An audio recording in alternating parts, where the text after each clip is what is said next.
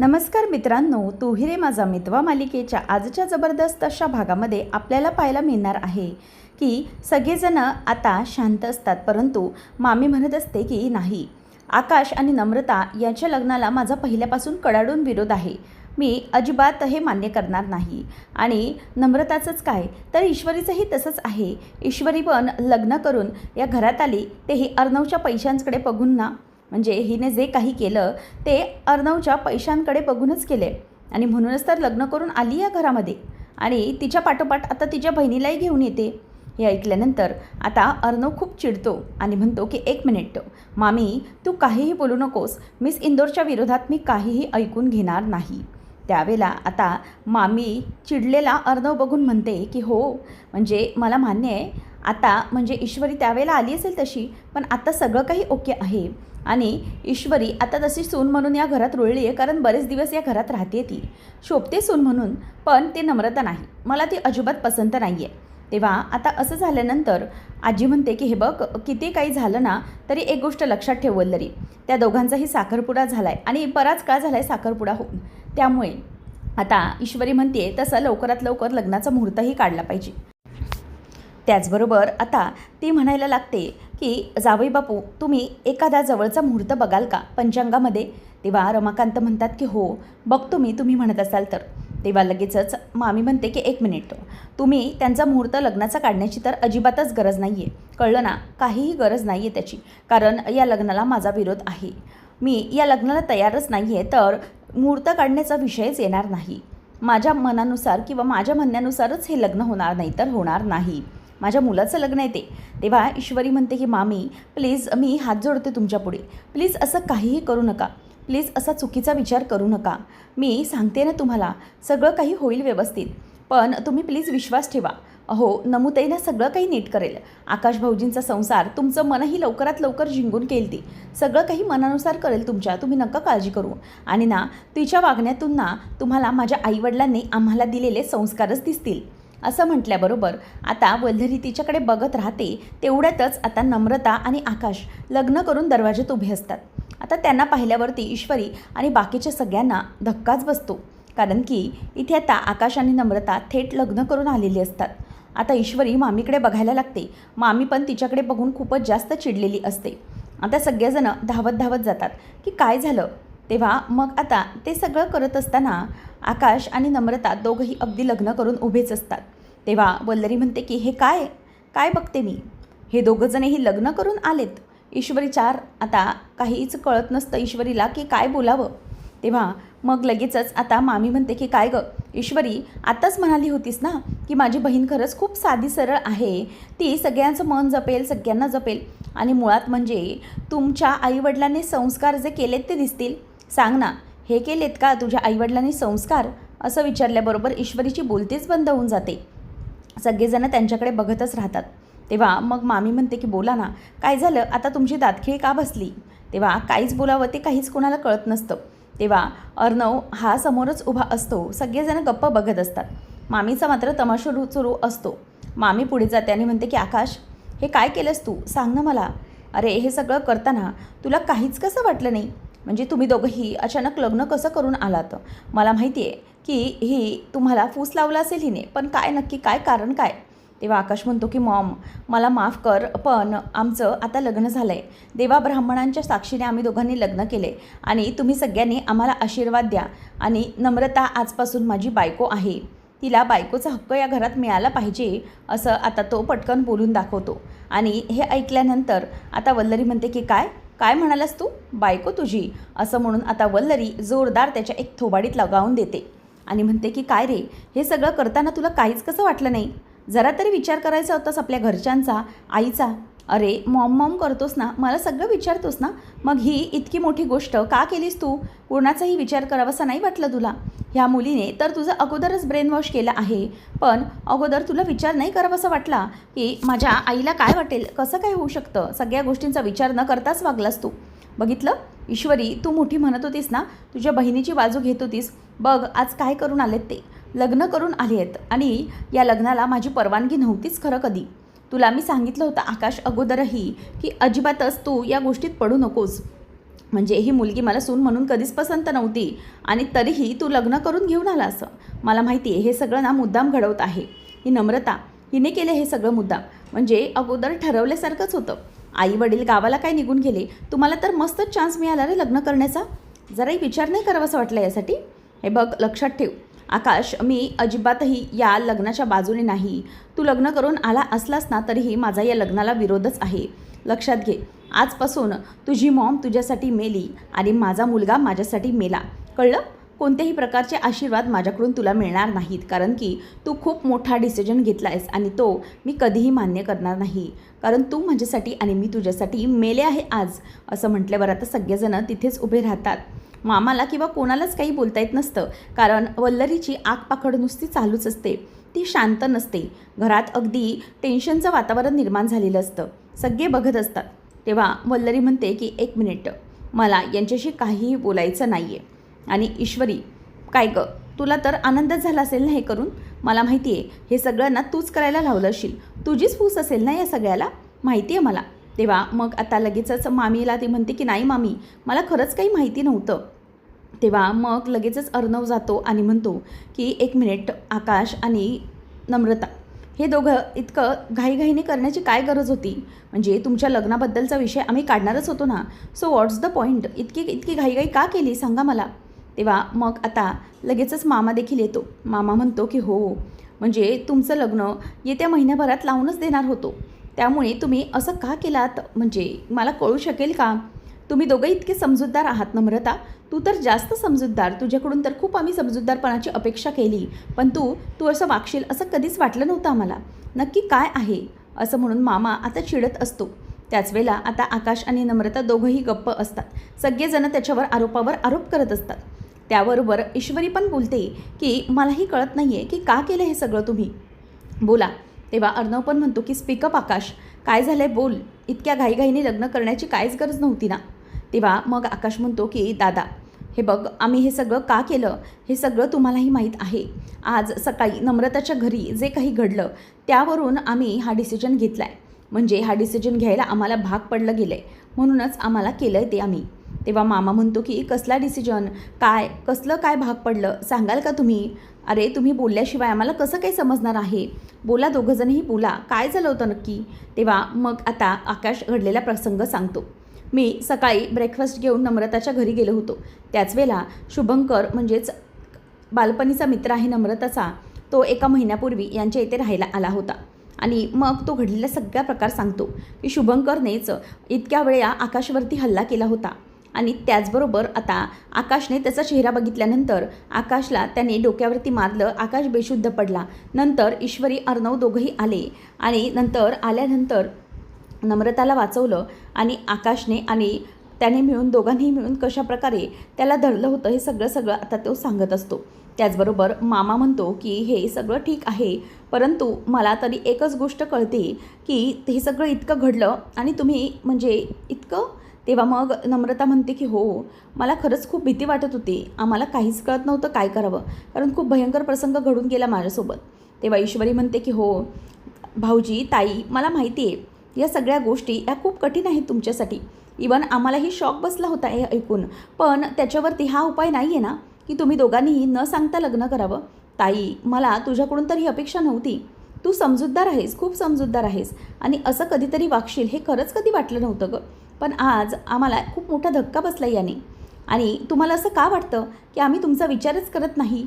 ह्या कृतीतून तुम्ही हे सिद्ध करून दाखवलं की आम्ही तुमचा कधी विचारच करत नाही असं तुम्हाला वाटतं.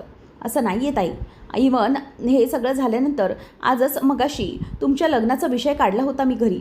आम्ही येत्या महिनाभरामध्ये आईबाबा आल्यानंतर तुमच्या दोघांचं लग्न लावूनच देणार होतो, पण तरीही तुम्ही हे सगळं केलं. तर याने खरंच खूप भीती वाटली आणि काय करावं हे काहीच सुचत नाही आहे. म्हणजे या सगळ्या गोष्टींमुळे हे सिद्ध झालं ना की तुमच्या दोघांना वाटतं आहे की आमचा तुमच्यावरती विश्वास नाही आहे किंवा तुमचा आमच्यावरती नाही आहे अशा प्रकार झाला आहे. खरं तर हो, तुमचाच आमच्यावर विश्वास राहिला नाही आहे असं झालं आहे.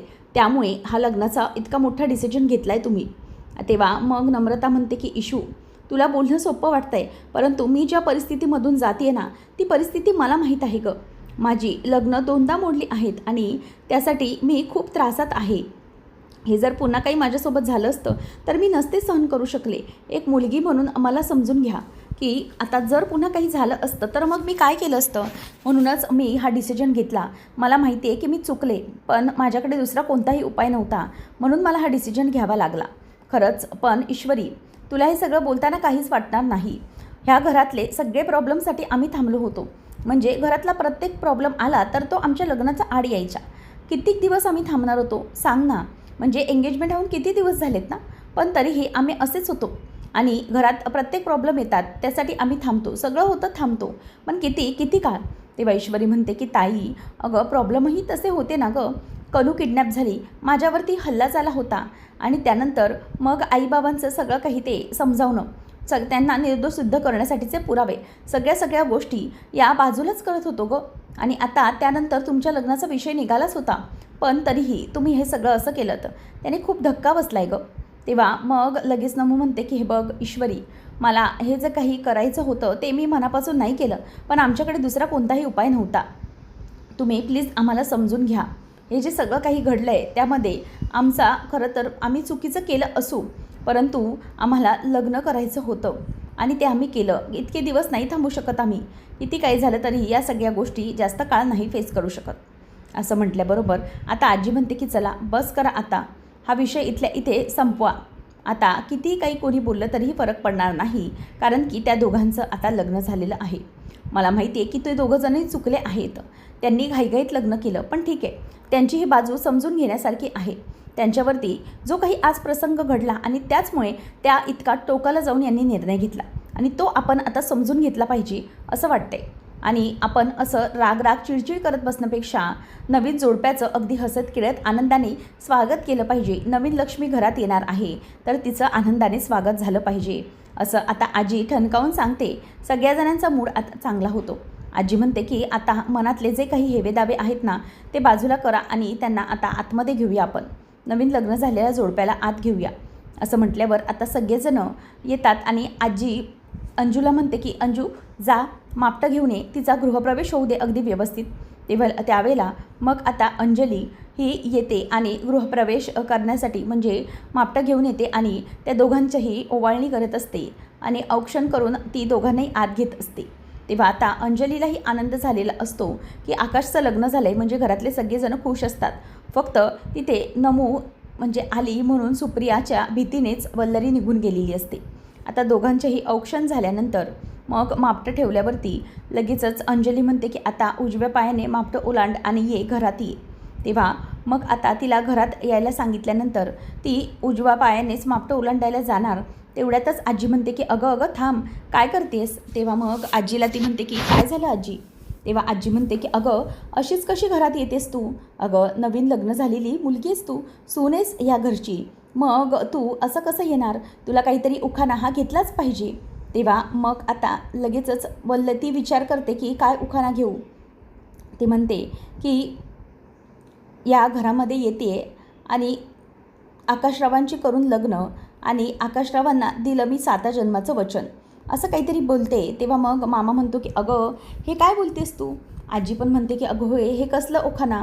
अगं कुठला तरी मस्तपैकी उखाणा घे. मामा म्हणतो की अगं हो उखाणा, त्यात आकाशचं नाव आलं पाहिजे असा मस्तपैकी उखाणा घे. असं काय करतेस आणि घरात तू गृहप्रवेश करतेस, पहिलं पाऊल टाकतेस, त्यावरून काहीतरी उखाणा. तेव्हा मग नमू म्हणते की हो हो आलं माझ्या लक्षात, बोलते. तेव्हा मग नम्रता म्हणायला लागते की आतापर्यंत देसायांची मुलगी म्हणून मला लागली सुखाची चाहूल आणि आकाशरावांशी लग्न करून या घरात टाकते मी माझं पहिलं पाऊल, असं म्हणून ती आता उखाणा घेऊन येते. तेव्हा मामा म्हणतो की वा हे मस्त उखाणा होता, 1 नंबर, असं म्हणून सगळे टाळ्या वाजवतात. आता आकाश म्हणतो की जाऊया का. तेव्हा मामा म्हणतो की हे आकाश तुझं काय, तिने उखाणा घेतला आहे, मग तुलाही आता उखाणा घेतलाच पाहिजे, चल लवकर घे उखाणा. तेव्हा मग आता तो म्हणतो की काय उखाणा घेऊ. तेव्हा ईश्वरी म्हणते की भाऊजी ताईचं नाव आलं पाहिजे असा काहीतरी उखाणा घ्या. तेव्हा तो बोलायला लागतो की हो घेतो मी उखाणा. आतापर्यंत सगळ्या गोष्टींमध्ये मी दिली नम्रताची साथ आणि आता तिच्यासोबत गृहप्रवेश करून देतो मी तिचा हातात हात, असं म्हणून आता तोही छानपैकी उखाणा घेतो. आणि मग ईश्वरी म्हणते की वा मस्त उखाणा घेतला भाऊजींनी पण. त्यानंतर मग आता गृहप्रवेशासाठी मापटं ओलांडण्याची वेळ येते. ईश्वरी आणि दोघंजणही म्हणतात की या आता आतमध्ये या. तेव्हा नम्रता आकाशचा हात हातात धरते आणि दोघंजणही गृहप्रवेश करून आता आतमध्ये येतात. आनंदाने त्या दोघांचाही आता गृहप्रवेश झालेला आहे. नम्रता आणि आकाश फायनली लग्न करून घरामध्ये आलेत. त्याचबरोबर आता मामा म्हणतो की चला आता थोरा मोठ्यांचे आशीर्वाद घ्या. ते दोघंही आल्यानंतर आता आजीच्या पायाला पडतात. आजीच्या पाया पडल्यावरती सौभाग्यवती भव असा आशीर्वाद देते तिला आणि नंतर मग मामाच्या पाया पडायला येतात. तेव्हा मामाच्या पाया पडल्यानंतर मामा म्हणतो की सुखी राहा, सुखाने आनंदाने संसार करा. त्यानंतर मग आता पाया पडल्यानंतर मामा म्हणतो की हे बघा आई फुगली आहे मला माहिती आहे, पण असेच पाया पडून तिचं मन जिंकत राहा असं मामा त्यांना म्हणतो. आणि त्यानंतर मग आता वेळ येते ती म्हणजे बाबांची. तेव्हा लगेचच ती नम्रता विचारते की हे, तेव्हा आकाश सांगतो की हे दादाचे डॅड रमाकांत काका. तेव्हा वल्लरी ती म्हणते की हो अगदी बरोबर, म्हणजे तुम्ही त्या दिवशी आला होतात ना क्लाउड किचनला, तेव्हा ते सांगतात की हो जीर्णोद्धारासाठी. मग नंतर अंजलीकडे ते येतात, अंजलीला नमस्कार करत असतात. तेव्हा अंजली म्हणते की अरे अरे राहू द्या. मग आता अर्णवकडे ते येतात, अर्णवला म्हणतात की नमस्कार करतो. तेव्हा अर्णव म्हणतो की एक minute, wish you happy married life both of you, दोघंजणही आनंदाने आणि सुखाने संसार करा. त्यानंतर मग आता ईश्वरीकडे ती येते. ईश्वरी म्हणते की माझा तुमच्या लग्नावर बिलकुल राग नाही आहे, परंतु तुम्ही दोघांनीही घाईघाईत जे काही लग्न केलं ना त्यामुळे थोडं वेगळं वाटतं आहे. आणि काय ना, जर सगळ्यांच्या साथीने लग्न झालं असतं, ब्राह्मणांच्या साथीने, म्हणजे तसं तुम्ही केलं आहे, पण जर सगळे घरातले लग्नाला उपस्थित असते तर सगळ्या थोरा मोठ्यांचे आशीर्वाद तुम्हाला लाभले असते. हरकत नाही, ठीक आहे, आता लग्न झाले तर मग सगळं ठीक आहे. तेव्हा लगेचच आता ईश्वरी आपल्या ताईला जवळ घेते आणि मग तिचं स्वागत करत असते. त्याच वेळेला आजी म्हणते की नम्रता अगं खरं तर तू ईश्वरीच्या पाया पडलं पाहिजेस हां. नम्रता म्हणते की हो, पण ती माझी लहान बहीण आहे ना, मी मोठी बहीण आहे तिची. तेव्हा मग आजी म्हणते की तसं नाही, ते घरी आहेस आता, ती तुझी मोठी सून आहे, या घरची ती मोठी सून आहे, त्यामुळे मानाने ती मोठी आहे, त्यासाठी तू तिच्या पाया पडलं पाहिजेस. तेव्हा मग आता ती पाया पडायला जाणारच, तेवढ्यातच ईश्वरी म्हणते की ताई थांब थांब नको, असं म्हणून आता ती तिला थांबवते आणि तिला मिठी मारते आणि तिला पाया काही पडू देत नाही. ताई सुखाने राहा असं ती म्हणत असते. त्याच वेळेला आता इथे लग्न झालेलं असतं, दोघांनाही आतमध्ये घेण्याचं चालू असतं. तेव्हा आता खरं तर इथे नम्रताचं एक वेगळं विलन रूपच दिसणार असतं, कारण ती रागानेच घरामध्ये शिरते. त्यानंतर आपल्याला पाहायला मिळतं की इकडे वल्लरी घरात रूममध्ये असते. मामा येतो आणि म्हणतो की वल्लरी आता जे काही झालं ते ठीक आहे, परंतु तू तिथून का निघून आलीस, म्हणजे नवरा नवरीचं स्वागत करायचं सोडून, आपल्या लेकाचं आणि सुनेचं स्वागत करायचं सोडून तू इथे येऊन घरामध्ये बसलीस, कशासाठी केलंस हे सगळं. तेव्हा ती म्हणते की तुम्ही दोघंही कराच स्वागत, कळलं ना, मला अजिबात हे पटलेलं नाही आहे, मला हे लग्नच मान्य नव्हतं मुळात, आणि मग कशासाठी हे सगळं केलं तुम्ही सांगा ना, मला हे लग्नच मान्य नाही आहे. तेव्हा आता आजी म्हणते की हे बघ मला कळतं आहे वल्लरी, पण ना खूप झालं हे सगळं, आता थांबव, तू खरं तर हे करू शकत नाही. आता ते दोघंही लग्न करून आलेत, मग कसले हेवे दावे करतेस नुसते. अगं तुझ्या सुनेला आणि लेकाला चांगला आशीर्वाद दे, चांगला संसार करतील म्हणून, आणि ना घरामध्ये जेवढं तू वाट टाळशील ना तेवढं चांगलं. आणि हे जर सारखं सारखं तू असंच काळत राहिलीस ना, विषय उगाळत राहिलीस ना, तर मात्र काही होणार नाही. तुला मी आधीच सांगते, या सारख्या सारख्या गोष्टी काढू नकोस आणि आता त्यांच्या लग्नाला विरोध करू नकोस. राग होता आमचाही होता, पण तो कितपत असावा ना याचं भान राहावं जरा. तेव्हा आजीला ती म्हणते की म्हणजे मला वागण्याचं भान नाही असं म्हणायचं आहे का तुम्हाला आई. तेव्हा ती म्हणते की तसंच म्हणायचं हवं तर समज, परंतु आता या रागाला बाजूला टाक, नाहीतर घरात खूप प्रॉब्लेम होतील, समजलं ना, असं म्हणून ती निघून जाते. तेव्हा वल्लरी म्हणते की हिला काय गरज आहे हे सगळं बोलण्याची, म्हणजे मला जो काही त्रास झाला आहे हो हिला समजणार आहे का. तेव्हा मग मामा म्हणतो की हे बघ तुला तिने चांगलं तेच सांगितलं आहे. तेव्हा वल्लरी म्हणते की नाही, काहीही झालं तरीही मी त्या नम्रताला अजिबात माझा सून म्हणून स्वीकारणार नाही आहे, समजलं, आणि तुम्हाला करायचं आहे ना स्वागत तिचं, जा मग माझ्याशी बोलू नका, असं म्हणून वल्लरी पाठवून देते आणि मामा रागाने तिथून निघून जातो. अंजलीचं काहीतरी रूममध्ये आवरणं सुरू असतं. तेवढ्यातच तिथे वल्लरी येते, तिचे कान भरण्याचे कामं सुरू झालेली असतात. तेव्हा ती म्हणते अंजली अगं काय करतेस, हे घे कनूसाठी गुटी आणली आहे. तेव्हा मग ती म्हणते की बरं झालं आणलीस, अगं हल्लीकडे ना जास्त कुरकुरच करते, कंटाळा आणते गं खूप. तेव्हा आता लगेचच वल्लरी म्हणते की अगं पण तू अशी का म्हणजे चेहरा का पाडून बसलीस अशी. तेव्हा अंजली म्हणते की हो म्हणजे ना कनू हल्ली दमवते, सगळं एकटीनेच करायला पडतं ना तिचं. हे सारखे कामावरती असतात म्हणजे काम ऑफिसचं सुरू असतं. नाही म्हणजे तसं माझी काही तक्रार नाही आहे त्या कामाबद्दल, चांगलंच आहे, कुठेतरी मन रमलं आहे त्यांचं. पण ना किती काही झालं तरीही मला असं वाटत राहतं की हे सध्या म्हणजे पूर्वीसारखा ना आमचा संसारच राहिलेला नाही आहे असं सतत वाटत राहतं. त्यांच्या ॲक्सिडेंटनंतर आणि त्यांच्या मेमरी लॉसनंतर ना खरंच खूप काही बदल घडून गेला आहे. तेव्हा मग मामी म्हणते की हो अगदी बरोबर, पण ना मी तुला एक गोष्ट सांगू का, या सगळ्या गोष्टी ना मला खरंच मॅनेज करायला खूपच कठीण जातात. त्याचबरोबर आता ती म्हणते की मी समजू शकते तुला, पण मला एक गोष्ट पटत नाही आहे गं. मला आजकाल घरात जे काही चाललं आहे ना ते अजिबात आवडत नाही आहे. म्हणजे बघितलंस ना ते ईश्वरीने आज काय केलं ते, म्हणजे स्वतःच्याच बहिणीला लग्न करून या घरामध्ये घेऊन आली आणि स्वतःच्या आईचे पुरावे 24 तासामध्ये अर्णवला हाताला धरून कसे मिळवून घेतले बघितलेस ना. 24 तासात आणि जावई बापूंच्या ॲक्सिडेंटचं शोधाशोध करायला सांगितली तर त्यांना अजूनही काही शोध लागला नाही. म्हणजे हे कसं शक्य आहे ना. एक गोष्ट ते इतक्या प्रायोरिटीवर पटापट करू शकले तर मग ती दुसरी ॲक्सिडेंटची जावई बापूंच्या गोष्ट का नाही शोधू शकले, मला तेच समजत नाही आहे. तेव्हा असं म्हटल्याबरोबर आता वल्लरी तिचं तोंड म्हणजेच बोलायला लावते आणि ईश्वरीने हे सगळं केलं असेल मुद्दाम. मी तिला ना चांगलंच ओळखते, तिला तर माहीत असेल, पण तिने हे सगळं मुद्दाम केलं असेल. तेव्हा मग आता वल्लरी म्हणते की तू या गोष्टीला बघ एकदा शांतपणे. तेव्हा अंजली म्हणते की नाही, आता काही झालं तरी मी यांच्या ॲक्सिडेंटचा शोध घेणार. आता तिने मनातून ठरवलेलंच असतं. त्यानंतर आपल्याला पाहायला मिळतं की इकडे मामा आणि बाकीचे सगळे बसलेले असतात. मामा विचारतो आजीला की अगं म्हणजे आताच लग्न करून नवीन नवरी आली आणि नम्रता किचनमध्ये गेली. तेव्हा आजी म्हणते की अरे म्हणजे तिनेच विचारलं मला आणि मग तिला म्हणाले की नवी आहेस तर तुझ्या हातून काहीतरी गोडाचा पदार्थ बनव, म्हणूनच ती गोडाचा पदार्थ बनवायला गेली. असं म्हटल्यानंतर आता इथे नम्रताचं ते सगळं काम सुरू असतं आणि मग रमाकांत बाजूला असतो.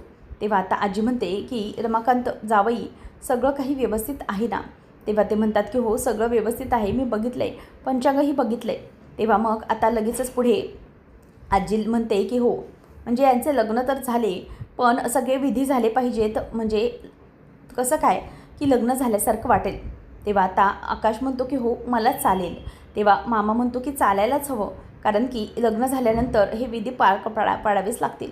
अर्णवचं बघितलं ना, ते ह्यांचंही असंच लग्न झालं पण आल्यानंतर त्या दोघांनीही सगळे विधी केले होते. काय रे अर्णव, मजा आली होती ना. तेव्हा अर्णव हो हो असं बोलतो.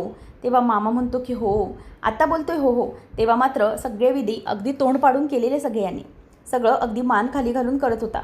तर इथे दोघीजणी नमू आणि ईश्वरी दोघीही काहीतरी खीर बनवत असतात. त्याचबरोबर आता आजी म्हणते की हो म्हणजे आपण एक काम करूया, लग्न झालेल्या जोडप्यांच्या हातून घरात सत्यनारायणाची पूजा करून घेऊया, म्हणजे कसं जरा बरं वाटेल, प्रसन्न वाटेल. जावई बापू तुम्ही पूजेचा मुहूर्त बघा. तेव्हा मग बाबा म्हणतात की ठीक आहे बघतो मी. तेवढ्यातच नम्रता येते आणि म्हणते की हे घ्या म्हणजे खीर घ्या, सगळ्यांनी बघा खाऊन की कशी झाली आहे ती. असं म्हणून नम्रता आता सगळ्यांच्याकडे खीर देते, वाटी देते आणि मग सगळेजण गपचूप बसलेले असतात.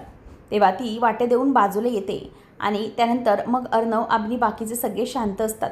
त्याचबरोबर आता मामांना ती म्हणते की बघा हा खाऊन कशी झाली ते सांगा. तेव्हा मामा म्हणतो की हो बघतोय, खाऊन बघतोय.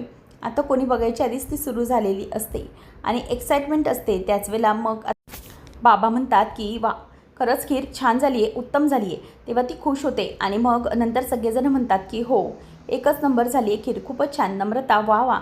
तेव्हा मग आजी आणि बाकीचे सगळे तिच्या खिरीचं कौतुकच करतात. परंतु आकाश म्हणतो की हो खीर तर छान झाली परंतु ईश्वरीसारखी नाही, ती कमी गोड झाली आहे. आता असं बोलल्यानंतर नमूचा चेहराच खाली पडतो आणि ईश्वरी ते सगळं नोटीस करते. तर आता पुढच्या भागामध्ये सत्यनारायणाच्या पूजेची तयारी झालेली असते आणि ईश्वरी जाणार तेवढ्यातच अर्णव येतो आणि म्हणतो की मिस इंदोर इकडे ये जरा, बघ तू किती सुंदर दिसत आहेस, ते खरंच तुला कुणाचीही नजर नागायला नको.